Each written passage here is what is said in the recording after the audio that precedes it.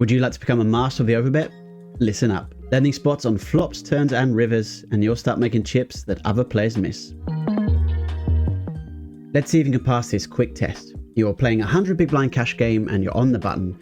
You've raised and the big blind's called. On which flops and with which hands would you rather overbet? Your options are pocket kings on this queen 7-2 or pocket eights on this king queen 8. I'll give you a couple of seconds to think about it. The right answer here is pocket eights. Very well done if you got it at home. Let's try and find out why. Flop and turn overbets appear when two conditions are met.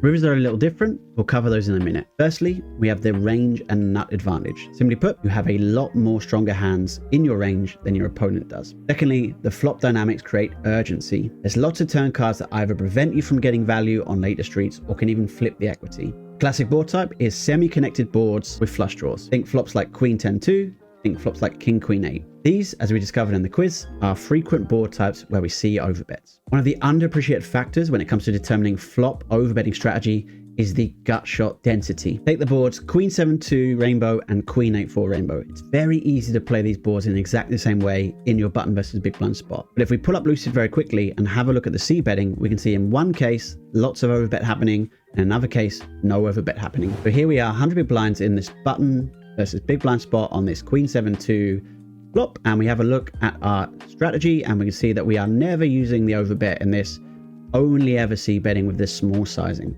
Let's have a look and see how things change if we pick a queen 8-4. Jumping to the exact same spot with the queen 8-4, we can see now a massive overbet happening. It's one of our most frequent bet sizings, and it demonstrates well that example of how the gut shots heavily influence that flop strategy, in particular when it comes to that overbetting. The classic overbet texture that combines all three factors: ace Broadway wheel. Think ace king 3, think ace jack 4, think ace queen 2. Let's have a quick run through and see how many of those boards are overbet in that button versus big blind spot. Okay, so what I've done is I've gone into the Lucid custom drills and I've made a new custom drill where we're 100 big blinds effective button versus big blind. We have ace high flops with a Broadway and a wheel card.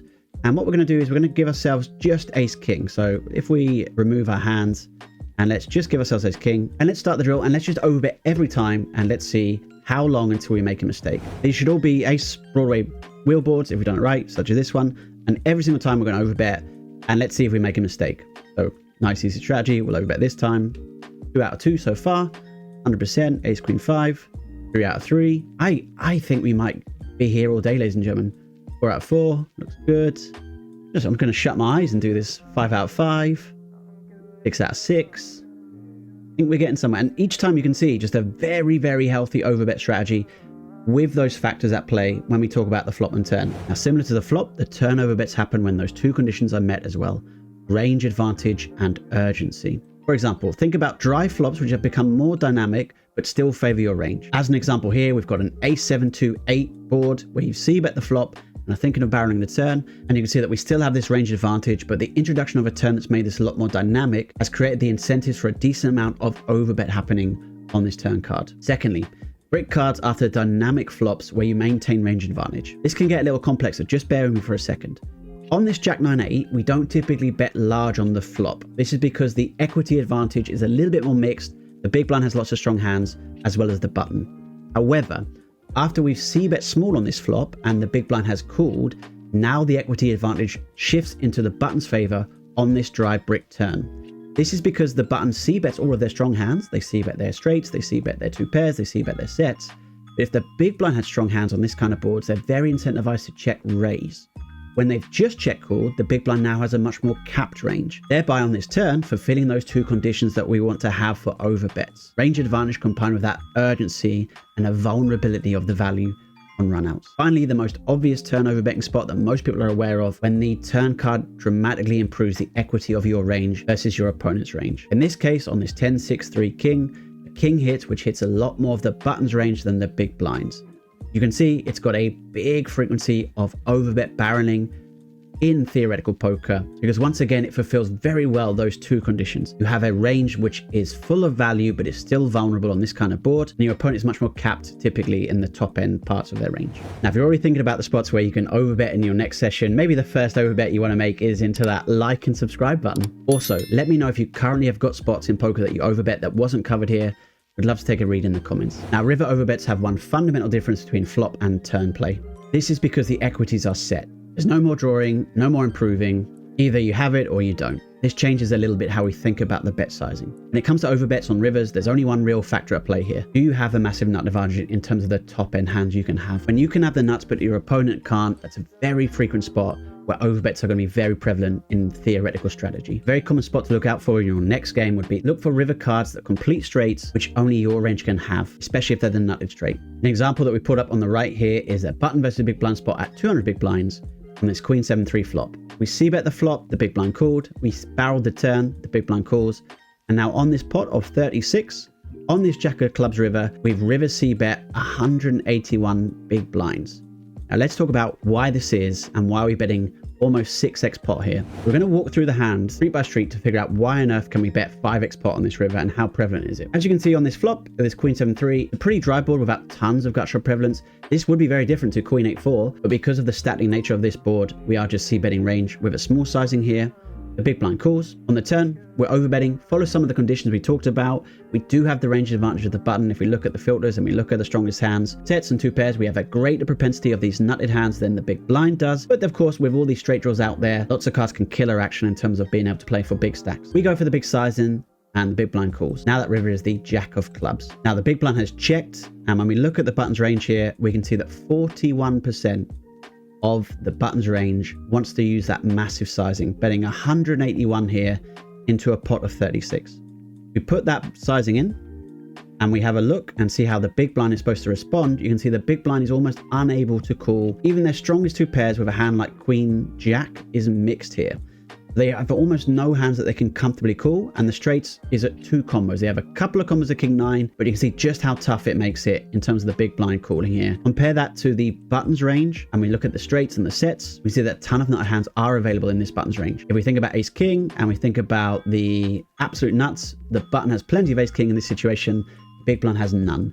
We think about king 9 off and king 9 suited. Again, the button has plenty of king 9. The big blind has almost none. You think about 9-8s, the next strongest hands. Again, the button has plenty of 9-8. The big blind has almost none. We then think about the sets of 10s, for example, sets of 7s, sets of 3s. And this entire overbetting range is made up of hands that the big blind just doesn't really have in their range.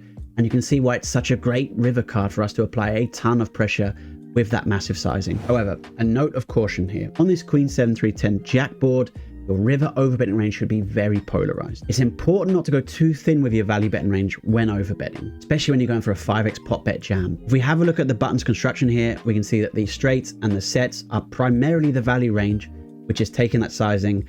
And once we even move down to 2 pair, it's a little bit too thin to be using that massive overbet. This makes hopefully sense because the big blind is folding so much. So if you were to use a massive overbet with a weak 2 pair, you'll end up only getting called by better hands, which would be a very inefficient sizing and a very low EV value bet to make. We look at ace king suited, it's always overbetting at a pure frequency.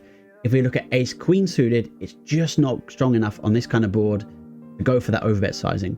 And in fact, it's checking range. An overbet would be the worst EV decision you can make with ace queen on this board in theory. This is a very important point because I think a lot of players are quite comfortable with their value and bluff thresholds and then just try and apply their overbet strategy with those same thresholds. Your thresholds have to shift a little bit when you're using these big overbet sizings. Otherwise, you can be making a costly theoretical error. Want to upgrade your poker skills and save money? Get 25% off your very first month of Lucid Pro with our Black Friday deal happening now through to December the 1st. And you can save even more money by opting for the annual plan. So if you've been on the fence about whether to give Lucid Poker a go or not, now is the perfect time to try it out with our Black Friday deal. Head to lucidpoker.com/join for 25% off Lucid Pro. Now, for those of you that made it this far through the video, well done. Your commitment to learning and improving your game is to be admired. But now it's time for the toughest quiz to date. Let's see how you can do on this situation. We are going to look at river overbetting spots, putting all of the pieces we learned together. Let's see how many of these river bets can we figure out whether they should be an overbet or not. A key heuristic we're going to look out for is going to be exclusivity of the nuts. It's a great message to keep in your mind when you're trying to decide, is it going to be an overbet in river spot or not? Do you, as the button, have an exclusivity of the nutted hands here? If the answer is yes, and you have one of those nutted hands or you have a bluff, it's normally a great spot to think about that overbet. In this situation, I don't think we have the exclusivity of the nuts. I think both players can have jack 10, can have 10-6, is probably more in the big blind range than ours, 10-6 suited at least, can have 5-6, could have 2 pairs plus, but we're not really overbetting 2 pairs on this kind of board. So I don't think this will be an overbetting spot. I think we should check with this hand. In this situation, we do have that exclusivity of the nuts. We're the only ones that can have ace king, which we do have ace king in this situation. It is a board that's almost going to certainly have an overbetting, and we have the perfect hand, in my opinion, to overbet. I think this will be a slam dunk overbet. What do you think at home? Get your answers in. Slam dunk overbet. Nice. 2 out of 2. This is a great spot, which I think can trip people up a little bit. So is this a good situation to overbet? Having the king of diamonds here is pretty fantastic in terms of having a blocker. If we were to have this nuts here and we had the king of diamonds, we would be incentivized to go for that jam perhaps. When we think about bluffing in this situation, I think an overbet is going to be effective. Let's try it and let's see what happens. Correct. The overbet is fantastic here. Now this is the fun situation where we've got an unpaired board where there is no straight available at all. Now when we think about the exclusivity of the nuts, we know that the button has kings and jacks and pocket eights here. We know the big blind doesn't really have those hands. We know the button can have king jack pure, and he's going to always bet them, whereas the big blind has king jack, although he's going to check raise sometimes on the flop and maybe check raise the turn. Therefore, I think there is an exclusivity of the nuts available for the button here. So it would be a good spot to potentially think about the overbet strategy. With a hand like the one we have, we wouldn't typically love to bluff this. Maybe we would actually. Let's give it a go and see what happens. Pulling up the sim here, and we can see exactly the hands we were talking about. The pocket kings, the pocket jacks, the king jack here are all the pure overbets that we're making in this kind of situation. Customizing your Lucid drill to set up into whatever situation you want is a great way to develop and reinforce those heuristics. In this case, hopefully helping us reinforce when is a good spot to overbet that river. Now, just as important about knowing when to overbet is to know when not to overbet. Here's 3 factors that make overbetting a mistake. Firstly, board textures that favor your opponent's range. If the flop comes 9-8-7, and you've opened from early position and the big blind is called, this flop connects way more with the big blind than it does with you. We don't fulfill those 2 conditions that we talked about earlier in the video, and overbetting here would just be spewing chips in theory. Secondly, in 3 and 4 bet pots with 100 BB starting stack, the pots already become quite bloated from the pre-flop action. Quite a low SPR typically, and you don't require an overbet to get all the chips in smoothly. Normal bet sizes would get stacks in fine. You don't need the overbet to create that extra pressure. And finally, multi-way pots. The math just doesn't support it. When you're betting into more than just one person, the equities are much more split, and the advantages are just too slender. Even with the nuts, in theory at least, you want to be going for a smaller sizing in most situations, otherwise you'll be very exploitable. Hopefully you've come away from today with a little bit more confidence about when to employ those overbets on the flop turns and rivers. If you'd like to see what you should do when facing an overbet, why not watch this video here?